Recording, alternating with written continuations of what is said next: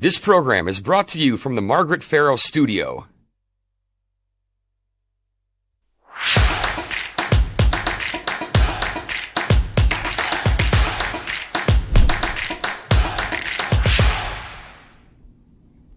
Hello and welcome to Newsmakers. I'm your host, Lisa Pugh. The U.S. Supreme Court is expected to issue a ruling sometime this month that could overturn Roe v. Wade, eliminating federal protection for women seeking an abortion. If that happens, Wisconsin's century-old abortion ban law would likely go into effect. It has exceptions only for the life of the mother. We will be hosting on Newsmakers 2 discussions on this topic, and today we welcome pro-life advocates Julaine Appling from Wisconsin Family Action and Representative Barbara Dittrich, an R-Oconomowoc Republican. Thank you both for joining us. Oh, thank you for the opportunity. Sure. Thanks for having us. Julaine, let's start with you. You've been a pro-life advocate for many years. How are you reflecting on this time where the U.S. Supreme Court is at this juncture of potentially overturning Roe v. Wade? Well, you know, this is a kind of issue that you think about, you pray about, you talk about, you hope for, and you work for. And for the 25 years that I've been doing this, that's what I've done and, you know, how I've thought. But I don't think I really ever believed we would be here in my time. So it's encouraging that we are even able to talk realistically about the possibility.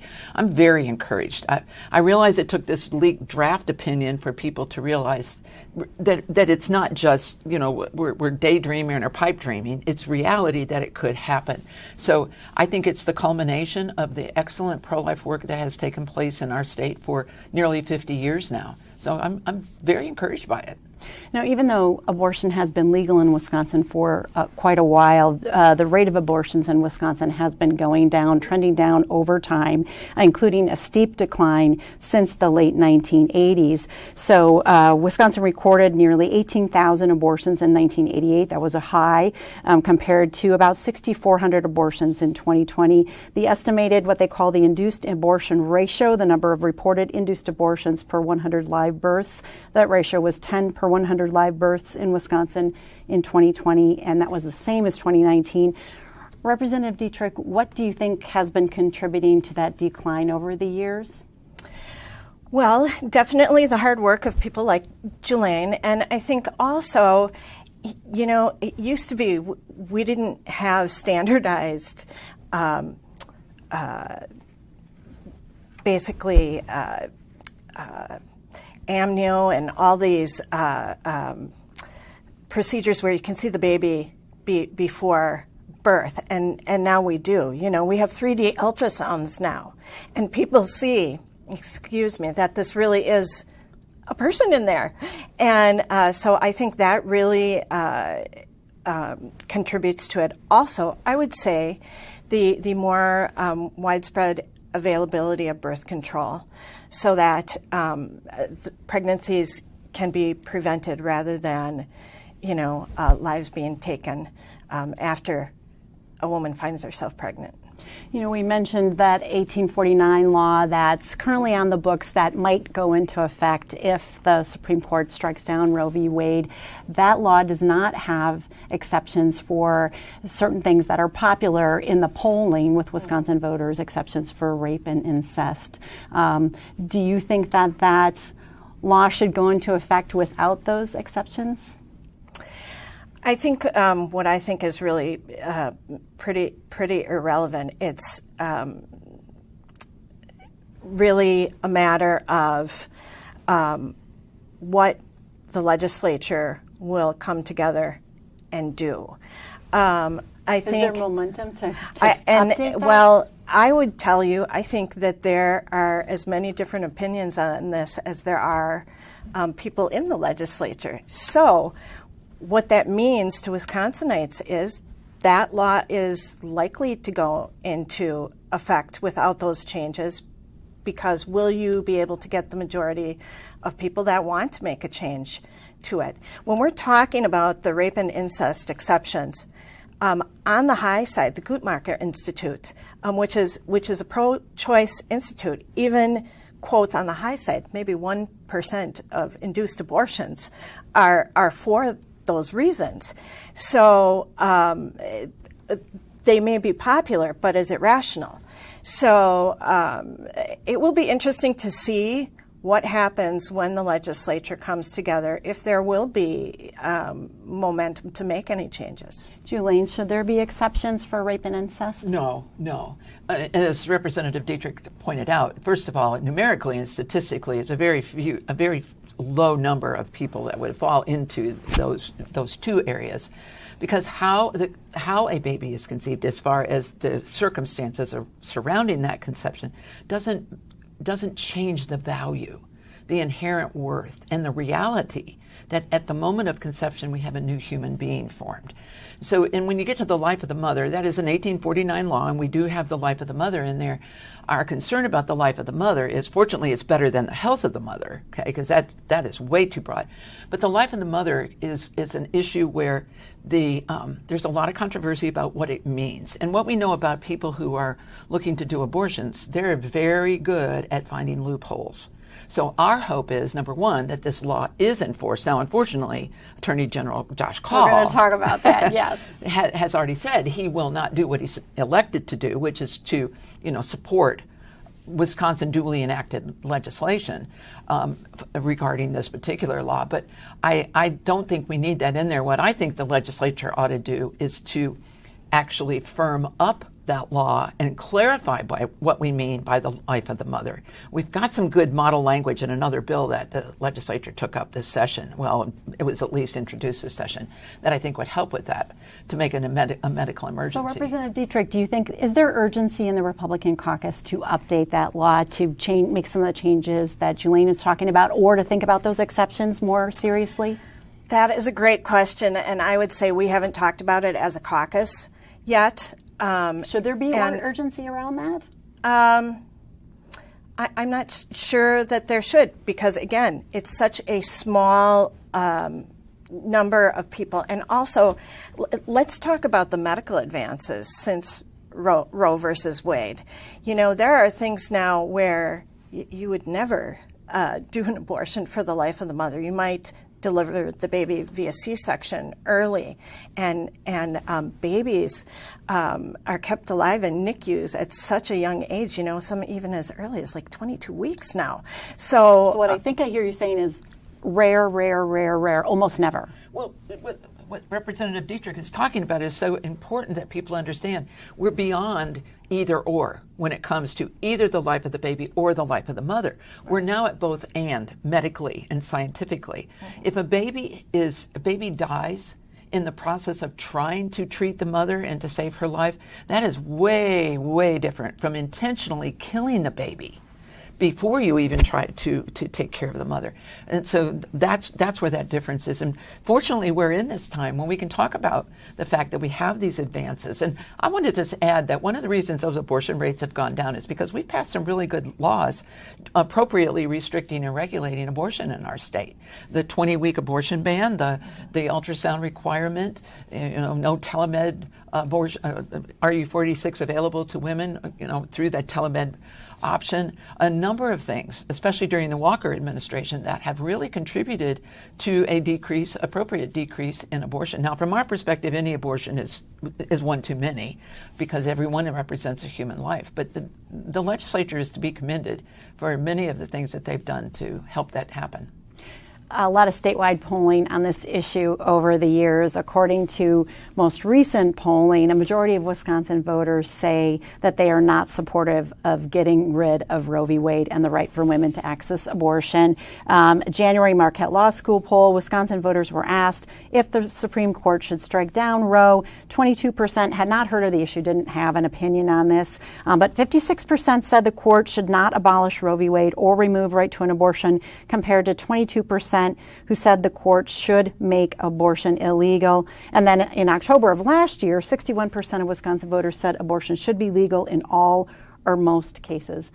Do poll numbers matter when it comes to setting Wisconsin policy on abortion? Well, I want to back up a little bit with the poll questions that were asked. Mm-hmm.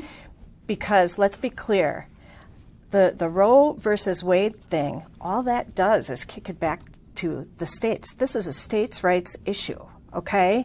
And so I think that's one area where people who are polled are not clear on this. This goes back to the state level, okay? We already have state law in place, as we did prior to Roe. Weren't those people saying they wanted it to be federal policy, though, in the poll? Regardless, this is what the Supreme Court is deciding right now. Is this a states' right issue? And if they come back and say, nope, this goes back to the states, this is what will happen. Now, one thing that I find myself focused on in this situation, we're still talking about, even with the decrease in abortions, the way I figure the numbers, we're killing about 17 children a day in this state to abortion. Why are we still doing that when we can prevent pregnancy? Science has advanced so much, okay? If you don't want to be pregnant, you don't have to be pregnant. And I just think that if you even look at crime in this state and that sort of thing, we've so devalued human life, and it's starting at conception, that we've created a terrible conundrum for ourselves. Julaine, do you think those polls matter? What do you learn from those polls? Well, first of all, I don't think a lot of people understand when we talk about abortion what we're talking about. I think there's still a great deal of ignorance about the breadth and depth of Roe versus Wade, because basically what the court did in 1973 was give us abortion on demand, anytime and for any reason or no reason. And as most people do not understand that, and they don't understand because it's not being taught as faithfully and as correctly as it should be, that life begins at the moment of conception. So that that's the biology, right? So that's number one. We have as much education as we've done. We still need to do more. Secondly, I agree with Representative Dittrich on this. I do believe people don't understand that when Roe was decided by the U.S. Supreme Court in 1973, they robbed states of the right to make a decision about that and to retain our right to do that. We had in place a pre-Roe statute, 1849, as you pointed out. Other states had similar what we call pre-Roe statutes. Other states have subsequently put in trigger laws, and some states have made even constitutional amendments. This needs to come back to the states. I think I think Representative Dittrich is right. What the U.S. Supreme Court is trying to do is to restore federalism, to restore the right of states to make these kinds of decisions. And that's where it belongs. Exactly. Get it out of the courts. What the court did was judicial activism in the rawest form in 1973 when they said, concocted a right to abortion out of the U.S. Constitution and made it a federal issue. People just don't understand that. Look, we're at 50 years. So many of the people alive today, have never known a non-Roe world. And they just don't have the background on it. So I don't. The poll numbers reflect that people don't quite understand the issue. And there were just new polls that came out today, actually on this. At the Gallup poll and a New York Times poll came out apparently over the weekend, saying that people didn't want Roe, that they don't have any longer a moral objection to abortion, and it's because they largely don't understand what actually happens in an abortion. And they don't understand the biology of life beginning at conception. So no, if we're not going to use polls to set abortion policy in Wisconsin. Well, when we're talking about an issue like this, that is truly a life and death issue, no, the polls to me are immaterial. They might give us a gauge of where we think the people are. But by the way, some of these, now I realize this was a Wisconsin poll that you're talking about, so it's a little bit more applicable than a federal poll, by the way. But there's just such a gross misunderstanding still about all of this. So, do you feel the same polls shouldn't direct the policy?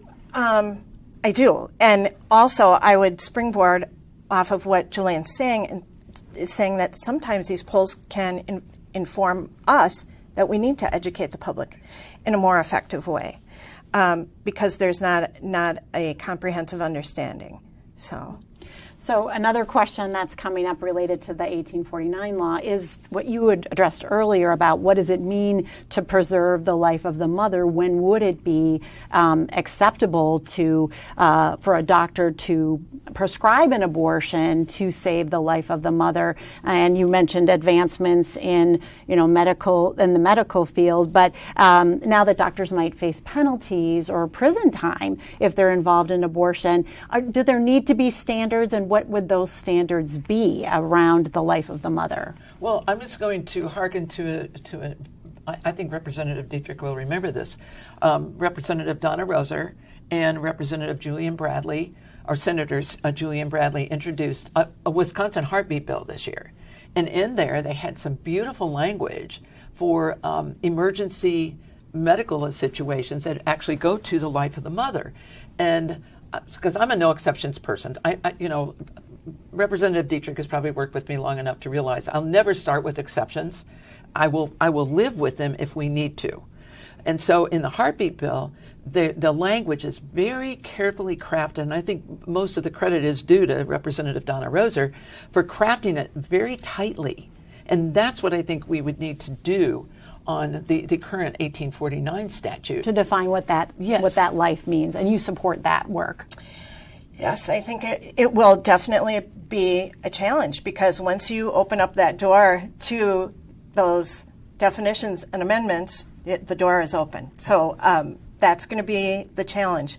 But I think it actually benefits the doctors to have a clear definition. I'll give you, for instance, one thing we hear again and again is women who have an ectopic pregnancy. Oh, the doctors are going to be thrown in jail for terminating that pregnancy. Nothing could be further from the truth. Even faith communities recognize that is not a situation where you let that continue. But do we need to have it in state statute so doctors feel like they are covered with liability? Perhaps we do. So those are discussions we'll have, I'm sure, as we get further down the road with this, yes. Okay. You mentioned the enforcement, and the Wisconsin Attorney General Josh Kaul has already said he would not participate in enforcement of an abortion ban in Wisconsin. There's a backlog for district attorneys, our law enforcement's dealing with increasing crime. How should this be enforced? How should it be prioritized if it becomes law? District attorneys and the Attorney General in our state swear an oath to uphold the Constitution, the laws of the state of Wisconsin as well, and that's their job, okay? And so, number one, I fully expect that Attorney General Josh Kaul should do that. I think it's a dereliction of duty to not do that. What he said in those statements was putting his personal agenda and a political agenda because, look, it's no secret. Planned Parenthood spent over $750,000 last cycle to get Tony Evers elected. Okay, but he's putting that agenda ahead of what is right and what is his responsibility. How do you prioritize that? Well, I think you make it a high priority, first of all. High priority. In my opinion, you make it a high priority. But secondly, I just note here, I will be shocked if this statute isn't challenged legally almost the minute that if we get a favorable. So it might not go into effect immediately in Wisconsin? Well, it'll be interesting to see the first court that gets a hold of it to see what they do with it. It is a 100-year-old, 150-year-old law. So it'd be interesting. Look, in a perfect world, I wish they wouldn't challenge it immediately, but there's a track record here. We've watched Planned Parenthood. I know, Barbara and I both have watched Planned Parenthood hardly before the ink's dry on a regulation or restriction of abortion. They're in court challenging it. So we talked a little bit about maternal health and maternal mortality. Pregnancy-related deaths are pretty rare, but they do occur. Looking at the most recent data for Wisconsin from 2011 and 2017, an average of 30 Wisconsin mothers died within 1 year of pregnancy each year. You see a little bit of an increase in this data, but not really a clear trend. Black mothers die at a rate 5 times higher than non-Hispanic white women. Causes of those deaths, as I'm sure you know, mental health, substance use, hemorrhaging, heart-related conditions. Researchers who've looked at what's happened in other states with more restrictive abortion laws say they expect a national ban on abortion could increase maternal deaths by 21%. Are you concerned about the potential for increasing maternal mortality with a change in Wisconsin law? I am not, and here's why. I also have looked through that data, and what I think is a little deceiving, actually, is that the large majority, are due to mental health and substance abuse. That's not the pregnancy causing the maternal death. So that right there, and I think many of us are really trying to get our arms around the huge issues we have with substance abuse and mental health in this state. Those things right there need to be dealt with regardless. And I will also say, I personally am offended by the talk of abortion as health care. Any woman who has gone through an abortion or any of these female procedures, I've had a miscarriage, I've had a D&C before, you are putting a woman's health in danger doing these procedures, even as professionally as things are done. So this isn't health care. This isn't going to prevent mortality. Let's get at what's really causing the mortality for these women. It's not carrying a child to term. The Wisconsin Maternal Mortality Report says nearly 97% of pregnancy-related deaths in the state were preventable, I think, to your point. They do make some recommendations in their report on what needs to change to improve health for pregnant women across the board. And they talk about expanding Medicaid eligibility to provide better postpartum care for moms. They talk about expanding access to mental health services, better continuity of care. Do you think there needs to be changes in prenatal and postnatal care for all moms, improvements there? Well, I'm sure there's room for improvement. But one of the things that you have here is, again, there's an education issue. And if you look at those numbers, and I believe we see them more in our inner cities than any place, right? One of the fundamental problems we have in our inner cities is the breakdown of the family unit, okay? And when these families don't form and yet people are being, are conceiving outside of the bonds of marriage, then what we have is we lose support systems. They're more likely to do substance abuse. They are more likely to suffer the mental health issues. And so a lot of this comes back to the fact that we just have a disintegration of the foundational issue, or excuse me, the foundational institution in our society, which is a family. So do you advocate for improvements for prenatal or postnatal health care? I think that we should do something to do that. What needs to be expanded, I'm not sure, and how we do that. But I do think that we should make efforts to educate on all of these issues. You still have to get to the people, right? You still have to find them. You have to educate them that the help is available. We have trouble with that inside at least that's what I hear. I hear that all the time, that in our inner cities in particular, there is a real problem with people getting the information on where the help is and how to get the help. So we have to figure out not just putting money towards it, but actually spending the money in a way that allows people to know help is available. You mentioned our inner city women, black women, and women in poverty are more likely to seek an abortion for a variety of reasons, including what's documented as unequal access to housing, education, jobs, health care. Do you support policies like paid leave or expanded child care for moms as a part of this policy to change access to abortion? Well, I think overall, I have supported and will continue to support policies that help families. And these are issues we're all looking at. If you go back to what we were just talking about, mental health and like Medicaid expansion, we passed a bill expanding telehealth for Medicaid for mental health care. But again, do people know about that? We have pregnancy resource centers that will be of support to these young mothers, and will give them grants and so forth to monetarily help them. Child care is a huge ongoing issue everywhere. And what can we do to support women to be innovative in child care? Government isn't always the answer. Sometimes it's coming together as a community and helping one another, job sharing, things of this nature, so that you can thrive as a family. But again, people have to know what's out there and have to be empowered to go make it better for themselves. Better education. Do you think this issue will factor into this issue of what happens with Roe v. Wade and abortion law in Wisconsin will be on people's minds as they go to the polls in November? I think the issue of Roe v. Wade, yes, and the issue of abortion. We knew that the minute that the Dobbs case came, which of course came out of Mississippi, that went to the Supreme Court. And we knew the timing on it. I think everybody on both sides of this issue realized how that would play into the election cycle. And it will play in a huge way, regardless of how this decision comes down. And, we anticipate that any time now. And so I know our organization, we're primed for it. Are you doing voter education on this issue? Well, always, always. But in particular, as we look at the decision coming down from the Supreme Court in particular and talking about what that means. But I think Representative Dittrich hit something very, very important here is these pregnancy resource centers will play a huge role.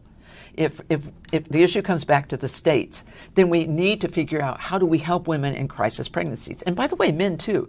And we can funnel them through churches and other institutions and organizations into pregnancy care centers where they'll get really good help, not just to keep their baby and how, all the support they need, but beyond that, for childcare. Many of these PRCs, pregnancy care centers or resource centers, are now engaging and helping the women find childcare and, find employment and housing. They are an incredible gift to us here in the state. So, yeah, this is a huge election issue coming into midterms. Do you think the issue helps Republicans in the fall, given what those polls say? Actually, I do. And here's the reason why I say that. If you look at people who are pro-choice, after that first trimester, support vastly drops off. Okay, so most people are like, we don't want things loosey-goosey. We understand abortion. We maybe want it available, but we want some parameters around it. And I think that you find that in the Republican Party. You do not find that in the Democrat Party. And I will say, for me, I've always been a pro-life candidate. I've always been out there with my position on it. So people have always known what they're getting with me. So you don't think it'll affect you? Yeah, and I think many of my colleagues are the same. So I don't see it hurting us in the election. People are going to have to decide what their priority is. And I think the single issue voters on this topic are pretty much entrenched on both sides already. So I don't think it should sway the election maybe as much as some people think it might. Julaine, when that draft Supreme Court paper was out, you experienced some vandalism at your office at Wisconsin Family Action. I know there was a fire and a Molotov cocktail that was thrown into your office, and then some vandalism, spray painting. Said if abortions aren't safe, then you aren't either. How is your staff dealing with that? Well, we're doing well. Look, it took place early in the early morning hours of Mother's Day. I got the call about 7:45. I was at church getting ready for a ladies' brunch that we were hosting there. Our staff was where we were supposed to be. We were either at home getting ready for church or we were already at church. So no one was there, and I think the perpetrators knew that. Our staff, of course, has rallied. We haven't missed a beat. Maybe we've been, a little bit off balance as far as, it was my personal office. So, I've been the floater in the office now and, trying to find space for me. But we are moving forward with all of our programs. We have a very aggressive election plan in place. It's ready to launch. We're running a teen camp in the middle of July. We're, by God's grace, to be honest with you, we're still doing what we're doing. I said very publicly when this happened, if they think that we're going to go away or be silent about the things we believe in particular, the sanctity of human life, they picked the wrong group. You're not afraid of future violence there? No, I will say, though, we've taken extra security measures. We're constantly doing things that we need to do to make sure, ensure the security of our staff and our premises. So, in fact, that's just an ongoing issue. I want this resolved quickly. And the only reason I want it resolved quickly, Lisa, is that I don't want it to happen to anybody else. The sooner we find out who did this and bring them, bring the charges and bring them to justice, the less likely we are to have it copied in other places around the country. And somebody is going to get hurt if this doesn't stop. And so we're not about vengeance. We're about human justice. You can't get by with trying to. They tried 2 Molotov cocktails, and neither one of them did exactly what they wanted. So they set a fire. Some reporters said, a fire broke out. Fire didn't break out. They set a fire in my office. So this needs to be addressed. But we really are doing well. This has put us in places where I never realized we'd be, and given us opportunities all across the nation to be bold and strong on what we believe. So you mentioned, Representative Dittrich, how entrenched people are on this issue. Is there common ground on abortion in Wisconsin? Do you ever expect an area of an agreement? That's a really interesting question, because I think, bottom line, you either believe that's a person or you don't believe that's a person in the womb. Common ground probably isn't the word I'd use. Can you have civil dialogue about it is probably more of what I would say. And I think there are still some people who can have civil dialogue about it. For example, I've introduced bills that made exception for rape, incest, and the life of the mother, because I thought that is where we could at least advance, save more lives, and find that common ground.